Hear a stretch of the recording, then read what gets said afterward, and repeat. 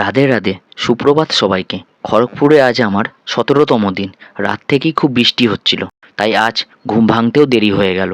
সকাল 7টার সময় উঠে দেখি ভালোই বৃষ্টি হচ্ছে, তাই সকালে আর আজ শরীরচর্চা হলো না। সকালের প্রাতরাশটা সেরে সকালের ক্লাসগুলো অ্যাটেন্ড করি। দুপুরে আজ খিচুড়ি হয়েছিল। বর্ষার দিনে খিচুড়ি হলে আর কি চাই।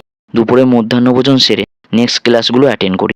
রুমে ফিরে ফ্রেশ হয়ে প্রসেনজিতের মামার বাড়ি যাবার উদ্দেশ্যে যাত্রা শুরু করি। খড়গপুরেই ওনাদের বাড়ি। প্রসেনজিতের মামা রেলের ওয়ার্কশপ ডিপার্টমেন্টে, আর ওনার স্ত্রী খড়গপুরে অবস্থিত হাই স্কুলে শিক্ষকতা করেন। আমার হাতে তবলা দেখে মনে হতে পারে হয়তো আমি তবলা বাজাতে পারি। আমি কোনোদিনই তবলা ছুঁয়েও দেখিনি, তাই বাজিয়ে দেখছিলাম কেমন বাজাতে পারি।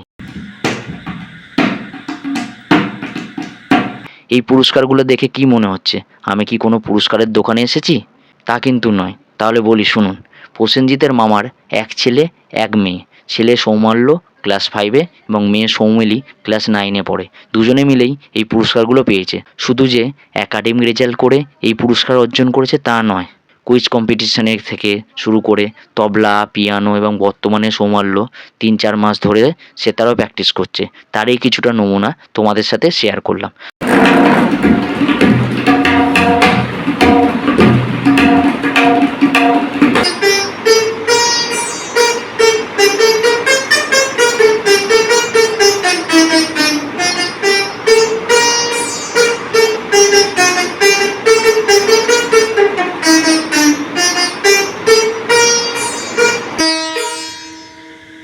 সুন্দর ভাই, সুন্দর।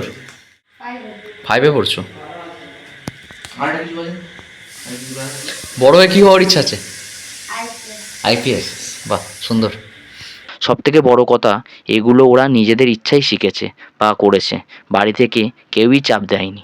এই ছোট বয়সে এত বেশি ট্যালেন্ট দেখে সত্যি আমি অবাক হলাম। জেনেটিক বলে কিছু কথা হয়, হয়তো এটা তারই প্রমাণ। রাতে আমরা হোস্টেলে খাবো বললেও মামা এবং মামি জোর করেই রাতের খাবারটা খাইয়ে ছাড়ে। সবাইকে বিদায় জানিয়ে টোটো করে হোস্টেলে ফিরে আসি। এইভাবে আমি আমার খড়গপুরে 17তম দিন অতিক্রম করি। শুভরাত্রি সবাইকে। রাধে রাধে।